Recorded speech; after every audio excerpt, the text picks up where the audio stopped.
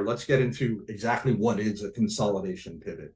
So here we have the consolidation pivots marked by the dashed lines. The dotted lines are just would show you the top of a base breakout to new highs, and it's not always in this case. It may be the high of the handle, or in the some cases it's the middle of the double bottom. But in most cases, when you're looking at cup shape bases, cup and handles coming up the right side of a double bottom, which in fact gives you that much more confidence because you've got that shakeout there. It's a whole nother thing working for you if you've got, the shakeout. But regardless, buying up what we're doing as we move up here, and you can see we're starting to work on a base, and you can see the stock tries to go up, it doesn't quite happen, and there's another low, a lower high, and now we're not doing lower lows, right? The trend changes from lower highs, lower lows to higher highs and higher lows. And even as you break the averages here, so it winds up, maybe we thought it was making a base here, and we could have bought this. Honestly, and I probably did buy that consolidation pivot and get stopped out at some point. But I wanted to start here, just because we can kind of go through a few here. And you can see the benefit. Even my 9 times out of more than half the time, I'd say, when I do get stopped out of a consolidation pivot and something like this, I wind up at least making a few dollars. And when I get way ahead like that, you better have a rule that doesn't let you let go of all that money. So, but nevertheless, you've got 2 points here. You've almost got like a consolidation pivot within another one, because the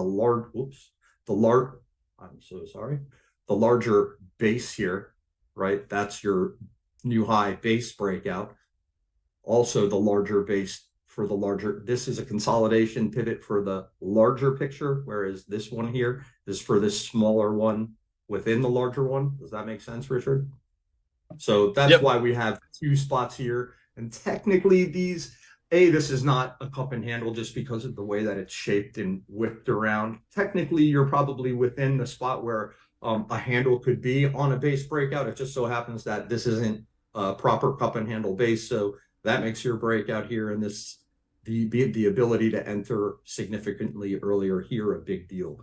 My goal always is to get most of my position on before a proper base breakout. And if it's something that gets there in a way that I'm happy with, I feel like there are some breakouts that I stay away from depending on how they get there. And there's some where I'll polish off the position, so to speak, right? Add maybe take it from 25 to 30% or 30 to 35%. And as soon as it gets extended and starts to wiggle around up off that 10-day moving average, I immediately sell the extra that I bought, if not, another 5%, and then wait to see what happens and hopefully be able to add that back at some point. But that allows me to lock some gains in and let it bounce around a little bit. And then then I continue pyramiding the position if I can, assuming this is a stage 1 base. You've got a consolidation or mini base, if you want to call it that. It's not proper because it is not at least 5 weeks, which you need for at least a flat base to be official. But anyway, this is still all one basing structure to me. And granted, all this is much higher than here after everything that goes along here. Again, it's that same sort of thing. You can see we've got a chance to buy it halfway up before it even, I'm guessing, right? 50% give or take just by eye before it even gets to those highs. And if you did buy the gap up, you can see what's happened here. I mean, you're in the clear. And so that's, ideal. And if, let's say you decided you didn't want to, and it saves you from having to buy the breakout. Even if you do, it just gives you so many more ways to be able to adjust your position and manage your risk, I guess you would say, before you're getting to that official base breakout. And you can see in both cases, these work. We would say this was a failed breakout, and I guess technically it was, right? We shook back below, but I want to point this out, and it's a basic rule. It does not necessarily apply only to consolidation pivots, but it's very important.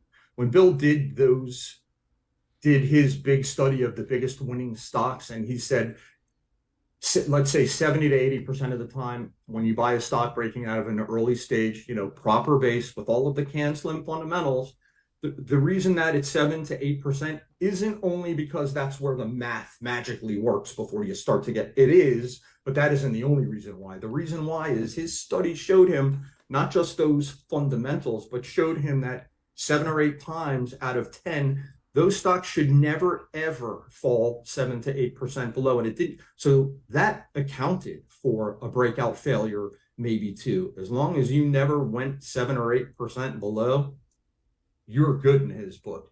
It takes a lot more patience these days, and it's not necessarily the most efficient and effective way to do it, but keep that in mind. Those were two main reasons. And so while you might look at this and go, it's a big failure, if you followed his rules, there's absolutely zero reason to have sold any shares, even if you bought the base breakout, right?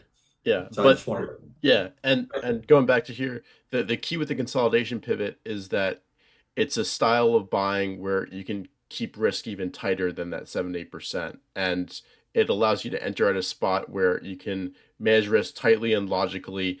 And you can see on that first base breakout, it's already expended a lot of energy getting to that point up the right side, and it eventually does revisit. So it's just a different way of positioning in a promising name at an earlier spot where if you're wrong, you keep your loss a little bit tighter. And for many people, that style may work a little bit better than Bill, who is the champion at picking the stock, the breakout, the best in the market. So going back to the consolidation pivot, its kind of definition, you're basically looking, Ross, for a key resistance point where the stock pushed up, pulled back up the right hand side of the base. Is that kind of how you would define it?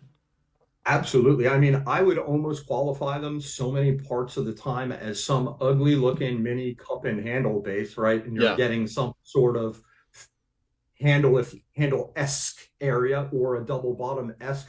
What they are all pivots to my eye that would apply to an actual proper base, except they're not a proper base. It's just one that I feel is a new big leader for whatever the reason. All of the price volume action leading up to that point, all of the stand lines, you name it, everything else aligns for me to say it's okay to start buying this one early. And it also, yeah, and like you were saying, and thank you for finishing off that point for me. I started to, it gives you can be wrong 3 times and get, in and out. Maybe it costs you 5 or 6%, but you were able to be wrong 3 times before you actually got in and up. And then the market becomes more cooperative. Maybe you waited and you bought the 50-day pullback. And, there's a million ways you can do it. Just depends on what you're looking at, how you're looking at it, what you're prepared for that day.